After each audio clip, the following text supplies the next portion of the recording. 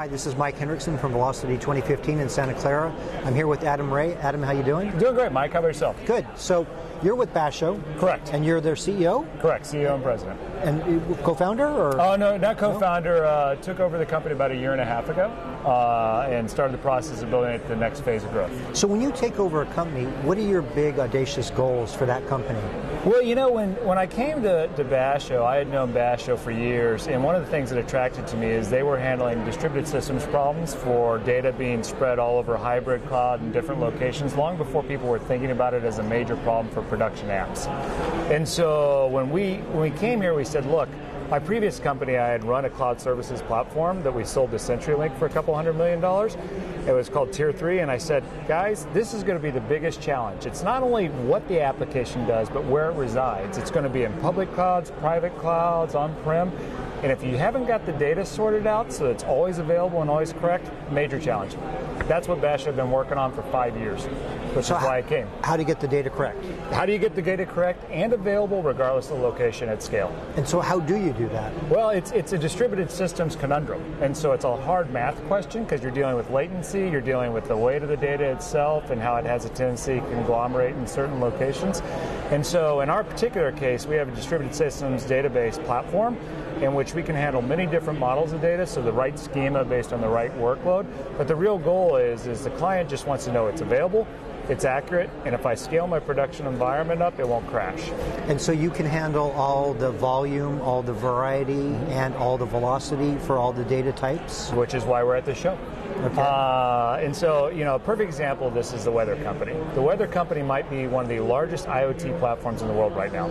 Any one day, just from Apple alone, they take 10 billion transactions, ingesting something like 20 terabytes of data a day.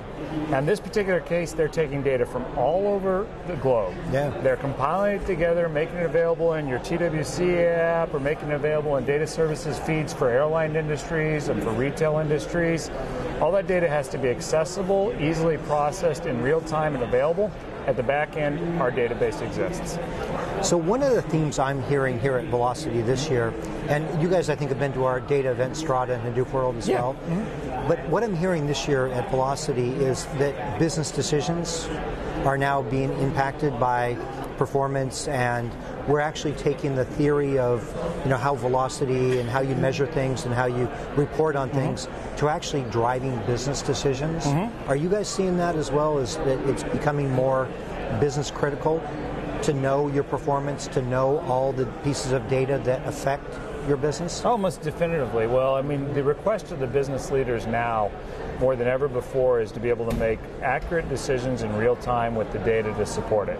Whereas if you went back 5 or 10 years ago, people would make a post-analysis of data, review it, and then try to make their best decision based on what it said, right? Yeah, the review mirror kind exactly, of. Yeah. Everything was. And so if you think about how the data tier or the database industry responded to this, they've had to go through a process of saying, you know, first we used to have everything in one location, so sure we can give you the right accurate data right then and there because it's only in one spot and it's only one database. Start to spread that around, and then you have to bring it together and process it. I mean, the rise of Hadoop was effectively a direct response to pulling data together, batching it up, and getting post-analysis and archival review. Now people are saying that's not enough. I want my data in real time from the workloads, and I want to see the results. Since you need a distributed data systems tier or database tier, they can actively deliver the real-time value of the data regardless of location. So will a distributed data system, will that create silos or will it break silos down? Well, it's funny. The perspective of it depends on how you look at the industry, right? And so what we're hearing from our clients, and so we have some of the largest clients in the world. We have, you know, AT&T, Telefonica, Comcast, you know, Best Buy, et cetera, all using it in real-time active workloads, our database. And what they're telling us is their goal is to have access to the data regardless of location so that it can go against with our session profile, making analysis decisions. And what they're not accepting of anymore is to have, you know, multiple different silos in which, you know, look, I'll throw everything back there, we'll batch it up, you tell me what's going to happen 10 days from now. And so what they want and what the industry is delivering are two different things. Right. Over time, they're going to force the industry to adjust. So In our space, you're seeing more solution verticals, regardless of data schema, and more integration and simplification to say, here's the data, just do with it what you need. And and that's a NoSQL space. In the Hadoop space, you're seeing a lot of things like HBase piled on top, and they're trying to say, no, we can make that data active for you real, instead of just being an archival system. Because what nobody wants is, 3 different silos of Teradata. Yep. Where they've gone, oh, look, I just pay a lot of money for that, and I hope I'll get value out of it later. Right, and it could be a rear mirror that has changed quite a bit, and you didn't detect the change. Totally. And another big challenge is, it's funny, just in the last 24 to 36 months, the perspective has changed. Like, if you had gone 3 years ago, the result would have been, I'm fine, silos my past, my challenge. However, now give me a data lake, and I'm covered. I've captured everything. If I hear that concept one more time, I'm going to throw up. It doesn't, that's not real active value, right? And now, fast forward today, people are going, you've trapped me. You made me think that one more silo is going to cover me. And reality is, it's having the data isn't enough.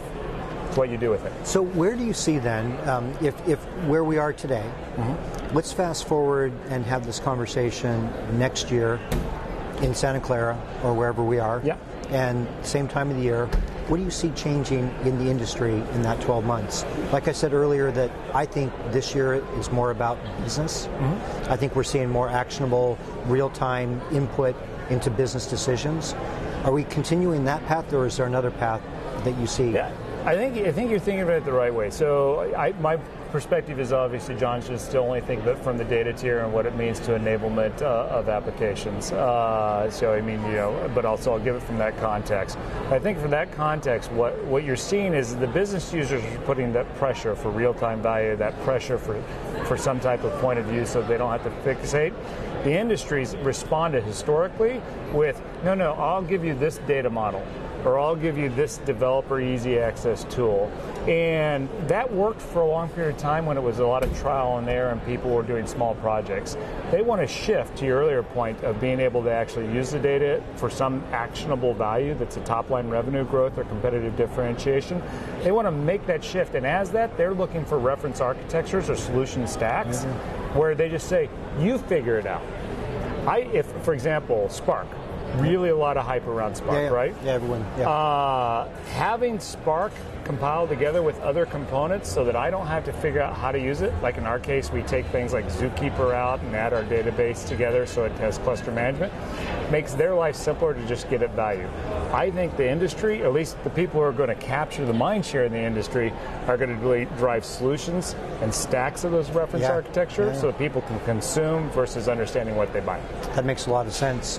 Adam, we look forward to seeing you next year at this time. Definitely. Thank you. Enjoy. Thank you very much.